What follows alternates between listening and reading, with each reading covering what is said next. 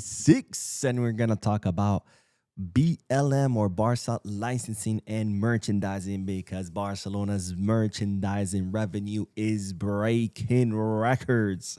Yes, you heard that right. Also, Hansi Flick has revealed what kind of nine he wants. And finally, Lewandowski could be back in Barcelona. We have a lot to discuss. So let's begin.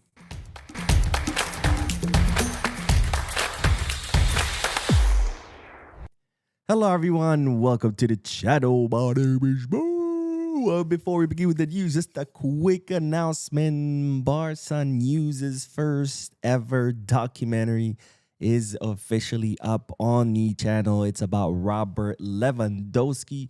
It took a lot of work. It took a full day of editing. On Sunday, I posted it. There was all kinds of copyright flags. I had to re-edit the video, post it again, more flags, re-edit it. I had to do that 9 times. I've re-edited that video 9 times. It finally cleared YouTube's checks. It's up and ready for you to see. So please head to that video, watch the documentary. Let me know if you like it. If you want to see more content like that, let me know. That way I can, know what you guys want to see. All right, having said all that, let's begin with the news because we have amazing news to start this video with. Starting with that Barcelona's merchandising revenue is setting records now. Barcelona's merchandising revenue, when I talk about merchandising revenue, I mean money that Barcelona makes from the sale of kits, of hats, of hoodies, of anything that's sold in a Barcelona store pretty much. But all this merchandising revenue is set to exceed 200 million euros. Yes, you heard that right. Barcelona is about to make 200 million euros off merchandise alone. This is not to count ticket sales for the Spotify Camp Nou, food, drinks, TV rights, sponsorships, award from winning trophies. No, this is just merchandise sales. Barcelona is about to exceed the 200 million euros. Now, here's the crazy part. Barcelona's merchandising revenue is more than the total revenue of 15 La Liga clubs. That means that Barcelona makes more money off their merchandise alone, nothing else, than 15 La Liga clubs make in general, off everything. That's crazy. Only 4 clubs in La Liga make more than 200 million euros a year. Real Madrid, Atletico Madrid, Real Sociedad, and Real Betis. All the other clubs, they make less than what Barcelona makes off merchandise alone. That is crazy. Now, why this huge rise in merchandising? Well, for several reasons. Of course, we do have the Nike contract renewal that we saw not too long ago.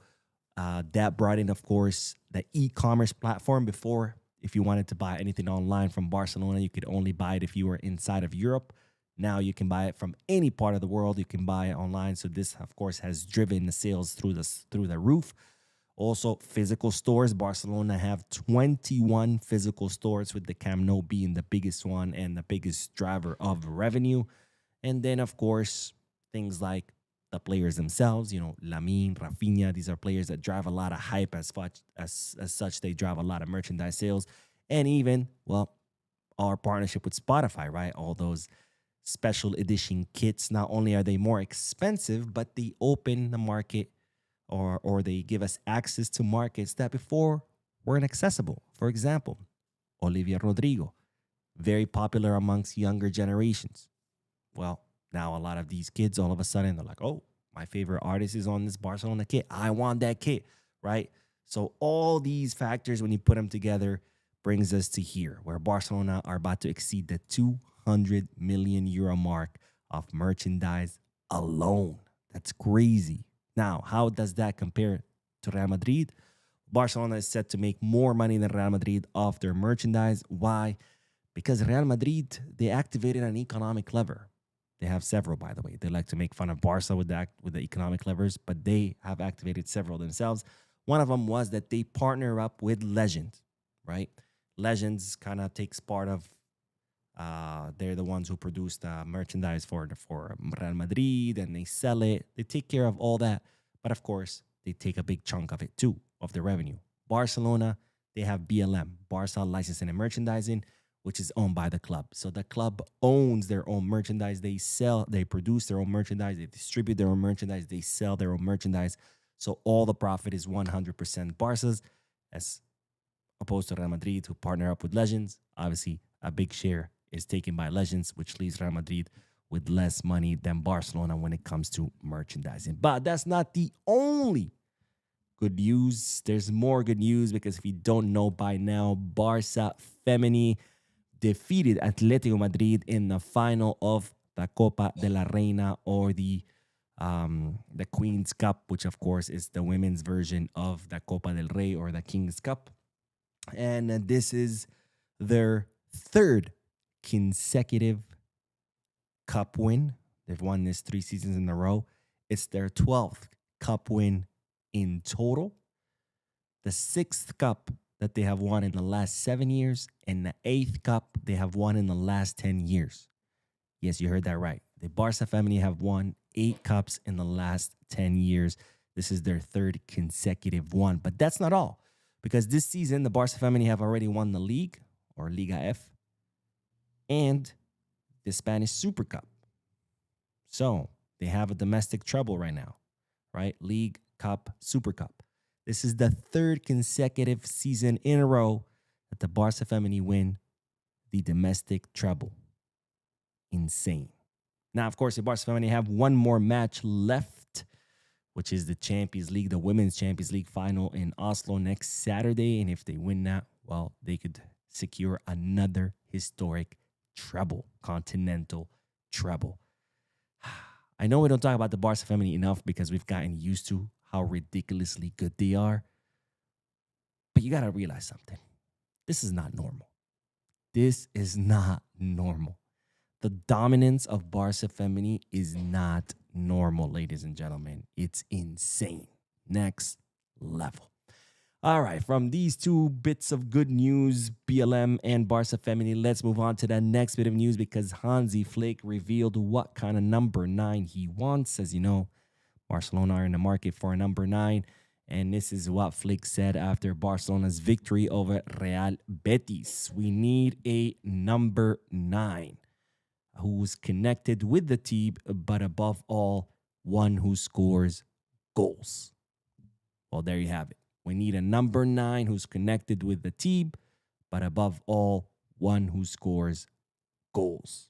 So, no second striker, no some, winger who can also play as a 9. No. Hansi Flick wants a 9 that scores goals.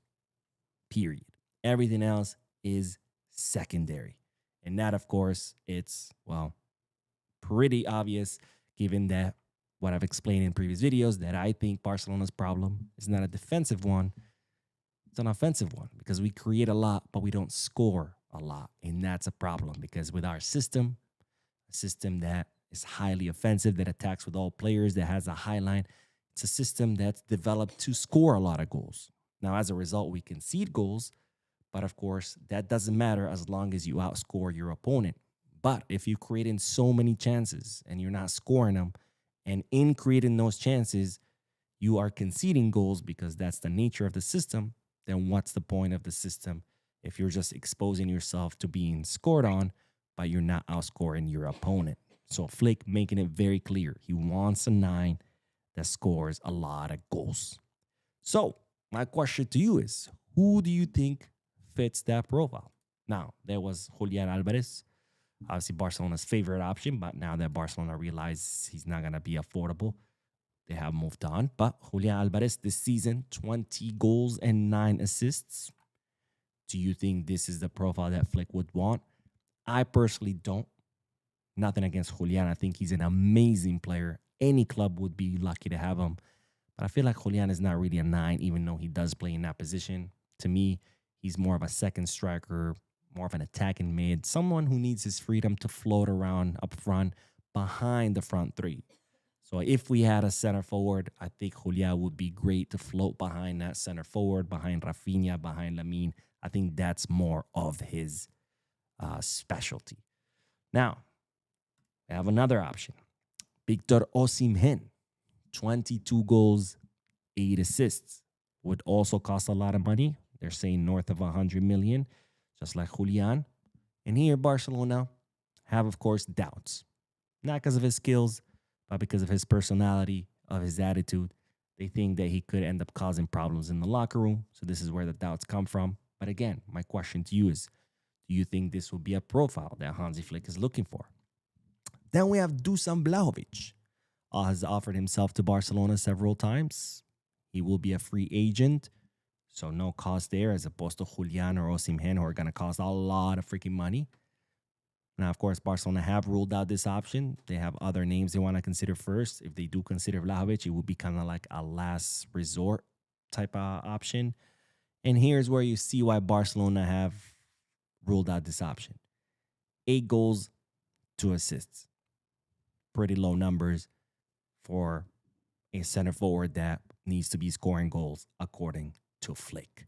And then, of course, there is the number one option now that Barcelona moved on from Julian, which is, of course, João Pedro. 20 goals, 9 assists.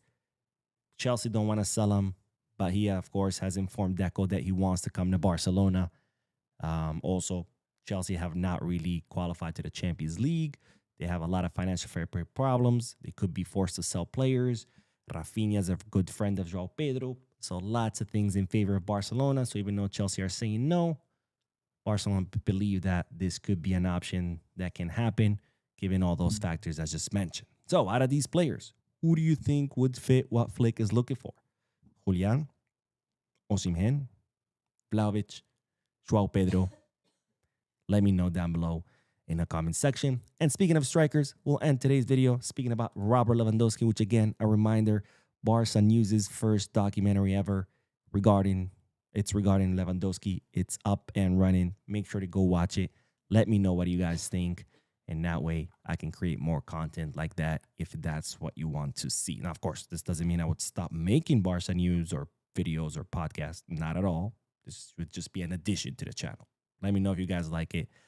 And if you want to see more of it. But speaking of Lewandowski, as I said in the intro, Lewy could be coming back to Barcelona. And I don't mean as a player, but he could be in some other form. Why? Because it's been revealed Lewandowski's family is not going to leave the city of Barcelona. Now, Lewandowski has announced that he's leaving the club at the end of the season. We don't know what his next destination will be. Is it going to be Saudi Arabia? Is it going to be the MLS? Serie A? We don't know. But one thing we do know is that once Lewy heads to his next destination, his wife and kids will stay behind.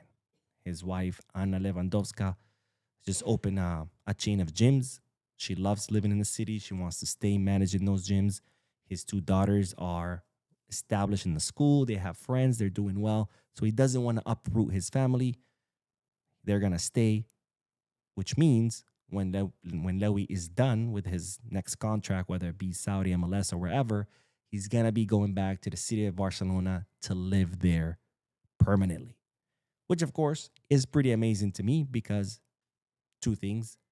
A, it tells me what a impact Barcelona has had as a club on Lewandowski because he could go back to Poland where he's from and live there.